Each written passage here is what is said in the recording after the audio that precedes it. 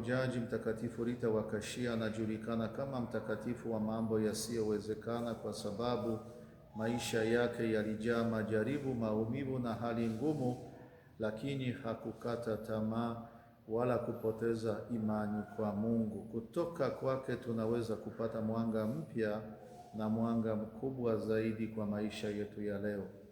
Lakini kimsingi ni kosa kukomea kwa Mtakatifu Rita wa Kashia na kusema kwamba yeye ni msimamizi au mwombezi wa mambo yaliyoshindikana. Kama nilivyosema asubuhi, yeye kwa sababu ya imani yake na kuiga mfano wa Yesu mteswa na msulubiwa katika maisha yake na mwilini mwake, basi akawa mlango wa kufikisha maombi yetu kwa Yesu ambaye ndiye mweza wa yote na kuturudishia majibu yake.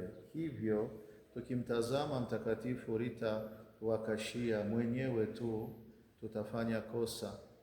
Tunapaswa kuona mkono wa Mtakatifu Rita wa Kashia anayekuambia, asanteni kwa kufika kwangu, lakini nitawapeleka kwa Bwana wangu, na anawapeleka kwa Yesu. Kama Bikira Maria, tukifanya hija kwenye kituo chochote kile cha hija cha Bikira Maria, Bikira Maria hataki tuwe tunaenda kwake. Yeye siku zote kwenye sanamu na picha zake, katika maisha yake yote anamuonyesha nani? Mwanaye.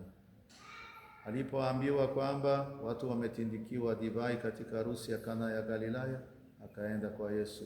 Mwisho akawaambia watumishi, fanyeni lolote atakalowaambia mwanangu. Kimsingi mtakatifu yeyote, tukibaki kwake tu na kusema kwamba yeye ndiye kila kitu, kiasi kwamba anamfunika Yesu, tunafanya makosa makubwa na hatuwezi kuwa sahihi na kumpendeza Mwenyezi Mungu. Hivyo Mtakatifu Rita wa Kashia kimsingi anatuleta kwa Yesu mteswa, msulubiwa na mfufuka, na kutuambia kwamba siri zote za maisha yake ni Yesu. Alijua kumsoma na kusoma msalaba wake na kuutafsiri kimatendo katika maisha yake yote. Alitafsirije?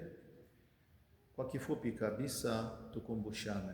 Kwanza, uvumilivu katika majaribu. Na ninapotaja sifa zake, jaribu kutazama maisha yako, kwa sababu wewe unayekuja kwa Mtakatifu Rita na mambo yako mengi sana, lakini maisha yako hayafanani hata kwa chembe moja na maisha ya Mtakatifu Rita na sifa yake, sidhani kama utaambulia kitu chochote, kwa sababu kimsingi kwanza Mtakatifu Rita anakuombea ubadilike na uwe mfuasi wa Yesu na sio mfuasi wake. Yeye atakuombea, atakusindikiza, atakusaidia endapo unachokiomba hakitaathiri ufuasi wako wa Bwana. Haya, tuangalie uvumilivu katika majaribu. Tunajua Mtakatifu Rita alipitia mateso mengi katika familia na maisha ya ndoa, lakini aliendelea kuwa mtu wa sala, upendo na subira. Funzo kwetu, tusikate tamaa tunapopitia shida na magumu. Mungu anaweza kuleta mema hata katika hali ngumu. Uvumilivu si udhaifu, ni nguvu ya ndani. Maumivu yanaweza kubadilika kuwa njia ya utakatifu. Sifa ya pili, kusamehe kutoka moyoni. Ni bingwa wa kusamehe. Baada ya mume wake kuuawa, Mtakatifu Rita hakuchagua njia ya kisasi.